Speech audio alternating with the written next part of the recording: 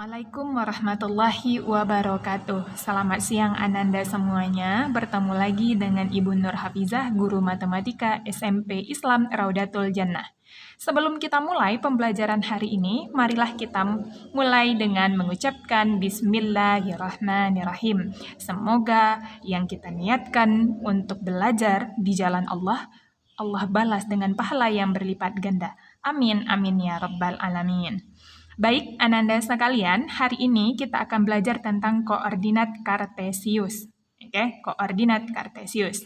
Oke, kita mulai. Koordinat kartesius adalah koordinat suatu titik yang digambarkan pada sumbu X dan sumbu Y pada bidang kartesius. Jadi seperti yang Ananda lihat ini namanya koordinat kartesius. Ada sumbu X yang sumbu mendatar ini, ada sumbu tegak atau sumbu vertikal, ini adalah sumbu Y. Oke, sumbu X dan sumbu Y bertemu atau berpotongan tegak lurus pada satu titik. Nah, titik ini namanya titik asal atau origin. Oke, jadi dia bertemu atau berpotongan tegak lurus pada suatu titik yang dinamakan titik asal atau origin. Nah, titik ini adalah titik O 0,0. Oke?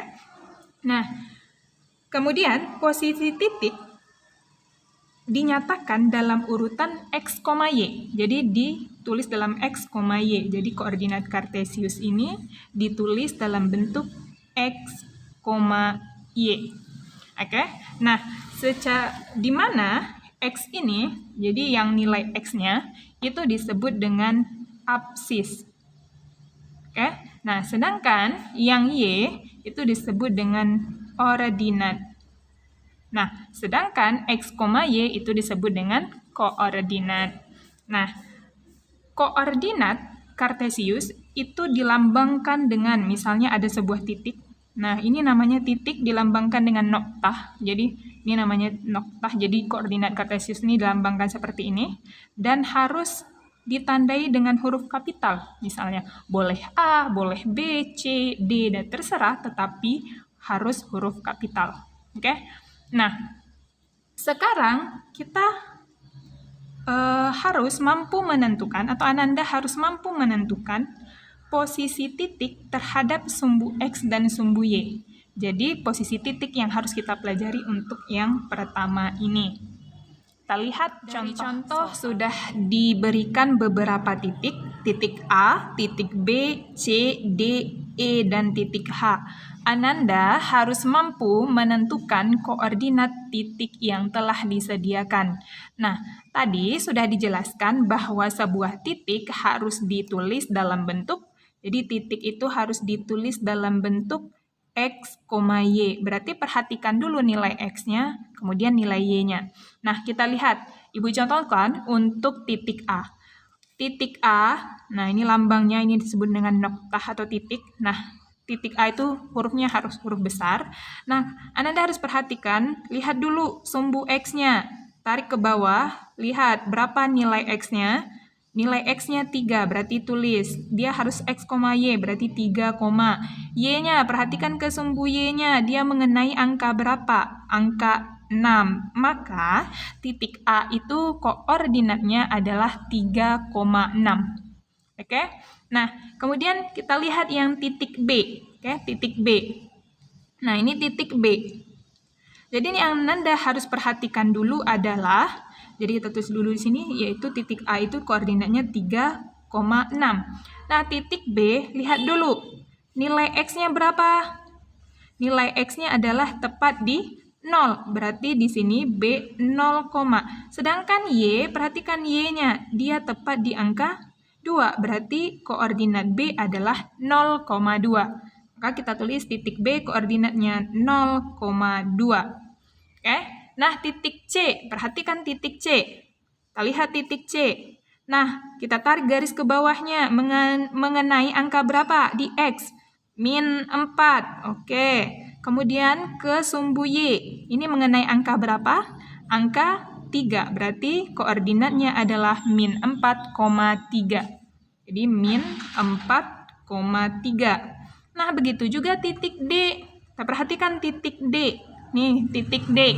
Kita lihat di titiknya X-nya nilainya berapa? Kita lihat nilai X-nya. Tepat di garis ini, berarti tepat di min 8. Berarti D min 8. Nah, sedangkan nilai Y-nya berapa? Kita lihat nilai Y-nya. Nah, ke arah kanannya kita lihat. Nah, ini tepat di 0, berarti min 8,0. Oke. Nah, untuk E juga gitu. Kita lihat nilai X-nya dulu. Berapa nilai X-nya? Min 5. Berapa nilai Y-nya? Min 5. Berarti E-nya min 5, min 5. Oke. Yang H, kita perhaksnya 6, kemudian Y-nya min 5. Oke, jadi koordinatnya 6, min 5. Oke. Nah, sekarang menentukan posisi titik terhadap sumbu X dan sumbu Y. Dalam koordinat kartesius, itu ada 4 bagian yang disebut dengan kuadran. Kita perhatikan dulu. Kuadran 1. Kuadran 1, nilai X-nya positif, nilai Y-nya juga positif. Yang kedua, kuadran 2. Kuadran 2, nilai X-nya negatif, nilai Y-nya positif. Kemudian kuadran 3 nilai X-nya negatif, nilai Y-nya juga negatif. Kuadran 4, nilai X-nya positif, nilai Y-nya negatif.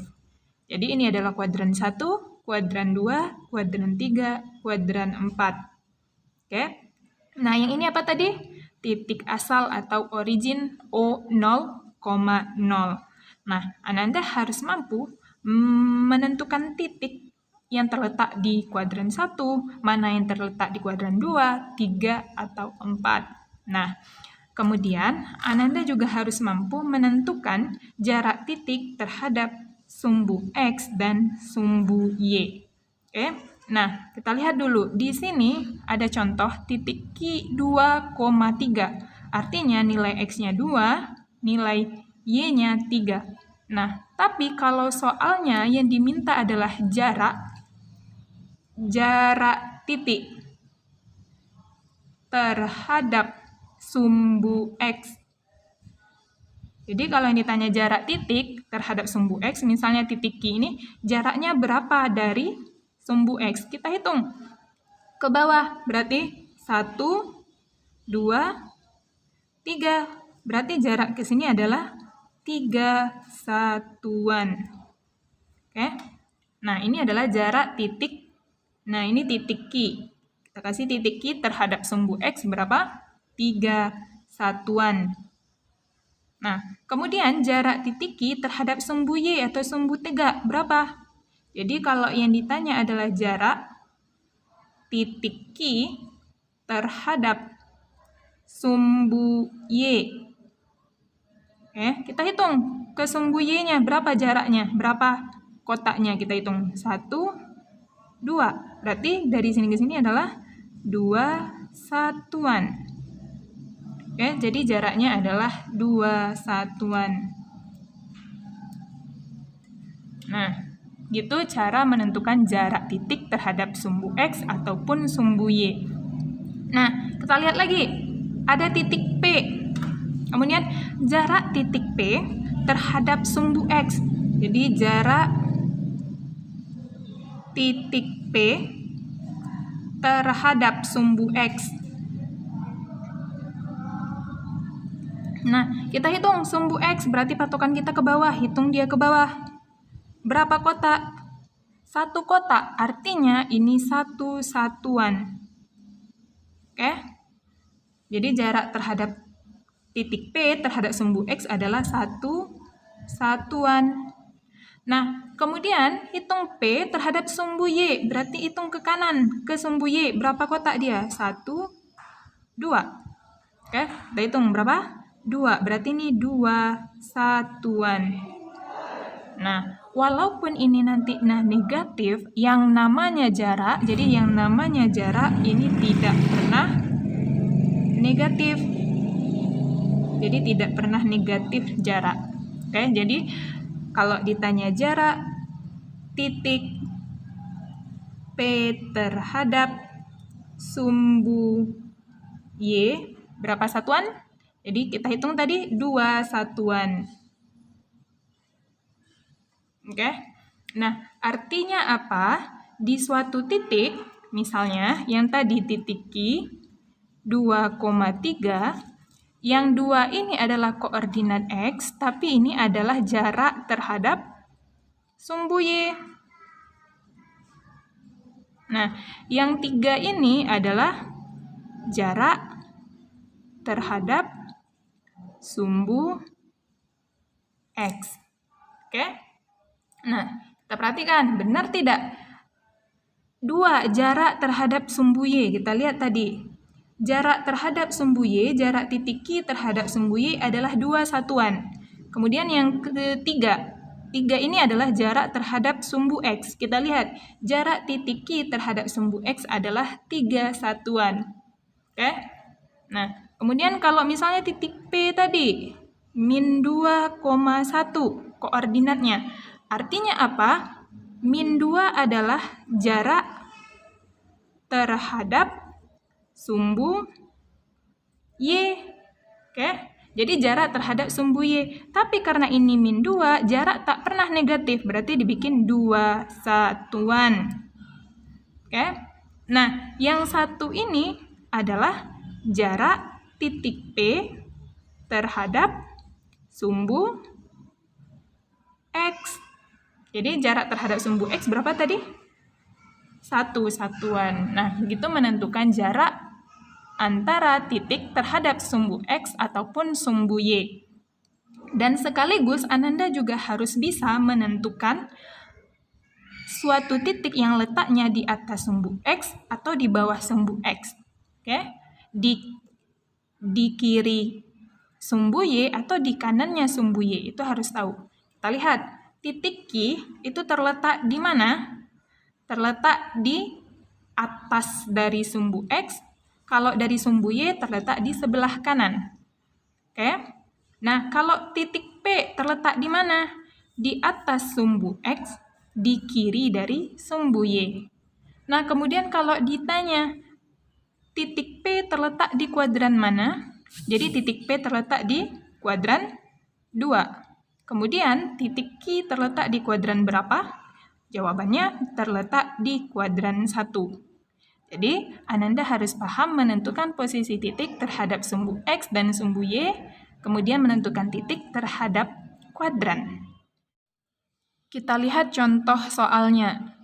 Di contoh sudah ada beberapa titik A, B, C, D, E, F, dan G. Nah, soal yang pertama adalah tentukanlah titik-titik yang berjarak sama terhadap sumbu X. Nah, jadi patokan kita dulu cari jarak titik tersebut terhadap sumbu X. Kita lihat dulu jarak titik A. Nah, kalau jarak titik A terhadap sumbu X berarti patokan kita adalah sumbu X ini. Hitung ke sumbu X. Berapa? 1, 2. Berarti 2 satuan. Nah, kemudian titik B terhadap sumbu X berapa jaraknya? 1, 2, 3. Berarti ini 3 satuan. Nah, titik C terhadap sumbu X berapa jaraknya? 1, 2. Berarti 2 satuan. Kemudian titik D berapa jaraknya terhadap sumbu X? Cuma 1 satuan. Jarak titik E terhadap sumbu X. 1, 2. Berarti 2 satuan. Nah, jarak titik F terhadap sumbu X. 1, 2, 3. Berarti 3 satuan. Nah, kemudian jarak titik G terhadap sumbu X. Karena G melalui atau berada pada sumbu X, berarti jaraknya adalah 0 satuan terhadap sumbu X. Karena dilalui oleh sumbu X. Nah, itu menentukan jarak terhadap sumbu X. Nah, yang ditanya adalah berjarak sama. Jadi yang berjarak sama berapa? Yang mana saja titiknya? Kita lihat. Yang berjarak 2 satuan, berarti A, C, dan E. Jadi yang berjarak sama yang pertama adalah A, C, E. Jadi yang berjarak sama ACE. Kemudian yang berjarak sama yang lain yang mana? Yang B berjarak sama dengan, ini B 3 satuan, F juga 3 satuan. Berarti B dan F juga berjarak sama. Sama-sama 3 satuan. Oke? Nah, kemudian tentukan titik yang berjarak sama terhadap sumbu Y. Sekarang patokan kita adalah sumbu Y. Berjarak sama terhadap sumbu Y. Kita hitung dulu dari titik A. Jadi patokan kita sekarang menghitung terhadap sumbu Y. Berapa jaraknya? Titik A terhadap sumbu Y berapa jaraknya? 1 satuan. Kemudian titik B 1, 2, 3. Berarti 3 satuan. Oke? Yang C terhadap sumbu Y berapa? 1 satuan. Kemudian D terhadap sumbu Y berapa? 1, 2. Berarti 2 satuan. Oke? E terhadap sumbu Y 1, 2, 3, 4. Berarti 4 satuan. Oke, F berjarak berapa dari sumbu Y? 1, 2, 3. Berarti 3 satuan. Oke, nah G berjarak berapa dari sumbu Y? 1, 2. Berarti berjarak 2 satuan. Oke, nah sekarang kita hitung titik yang berjarak sama terhadap sumbu Y yang mana saja. Nah, titik A 1 satuan. Berarti ada nggak samanya jaraknya? Sama C. Berarti yang berjarak sama A dan C karena sama-sama 1 satuan terhadap sumbu Y. Kemudian ada lagi yang berjarak sama. Kita lihat. Yang titik B 3 satuan, ada nggak samanya? Sama dengan titik F yang berjarak 3 satuan juga. Berarti yang sama adalah B dan F. Oke, masih ada nggak? Kita lihat. C tadi sudah sama dengan B dengan F. D, kita lihat D berjarak berapa dari sumbu Y? Itu berjarak 2. Oke. G berjarak berapa dari sumbu Y? Juga berjarak 2. Berarti yang sama adalah D dan G. Kemudian E ada pasangannya nggak? Yang berjarak sama? Tidak ada. Berarti tidak usah ditulis. Oke. Itu untuk menentukan jarak yang sama antara sumbu X ataupun sumbu Y. Kita lihat yang nomor 3. Sebutkanlah titik yang berada di sebelah kanan dan kiri sumbu Y. Oke. Jadi, kita lihat dulu yang di sebelah kanan dan sebelah kanan sumbu Y. Jadi, kanannya Y. Oke, kita lihat kanan. Berarti kalau yang kanan Y yang mana? Yang sebelah sini semuanya. Ini kanan Y. Oke, berarti titik apa saja? A, B, C, D. Jadi yang di kanan A, B, C, D. Jadi cukup tuliskan nama titiknya saja, tidak usah koordinatnya. Kemudian kiri, titik yang berada di sebelah kiri sumbu Y. Kita lihat sebelah kirinya sumbu Y. Berarti yang kiri E, F, G. Berarti E, F, G. Nah, nomor 4, sebutkanlah titik yang berada di sebelah bawah dan atas sumbu X. Sekarang atas sumbu X dan bawah sumbu X. Nah, kita lihat atasnya sumbu X, apa saja atasnya? Kita lihat, ada titik E, ada titik A, ada titik B. Berarti A, B, E. Kalau G masuk nggak? Tidak. Dia tidak masuk atas dan tidak masuk bawah karena dia terletak di sumbu X. Kemudian di bawah, yang termasuk titik yang terletak di bawah sumbu X apa saja? Kita lihat ada F, ada C, ada D. Berarti C, D, F. Itu adalah titik yang berada di atas dan di bawahnya sumbu X. Nah, sekarang sebutkan titik yang berada di kuadran 1 dan kuadran 3. Nah, yang terletak di kuadran 1 apa saja? Kuadran 1. Kuadran 1 mana? Ini kuadran 1, ini kuadran 2, ini kuadran 3, dan kuadran 4. Nah, kuadran 1 apa saja? X-nya positif, Y-nya positif, A dan B. Kemudian yang diminta kuadran 3. Kuadran 3, mana saja titik yang berada di kuadran 3? Itu adalah titik F. Terus G gimana? Masuk kuadran berapa? Karena dia terletak di sumbu, maka dia tidak termasuk kuadran apapun atau kuadran berapapun. Dia tidak masuk kuadran 2 ataupun kuadran 3. Oke? Nah, itu dia. Kemudian yang 6. Nah, langsung kejawab. Artinya berada di kuadran manakah titik G? Nah, jadi titik G tidak berada di kuadran manapun. Tidak berada di kuadran manapun.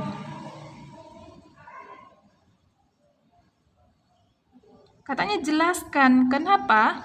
Karena titik G terletak di atau tepat di sumbunya, makanya nggak masuk di kuadran manapun. Oke, itu adalah contoh dari menentukan posisi titik terhadap sumbu X, sumbu Y, dan menentukan letak titik terhadap kuadran. Oke.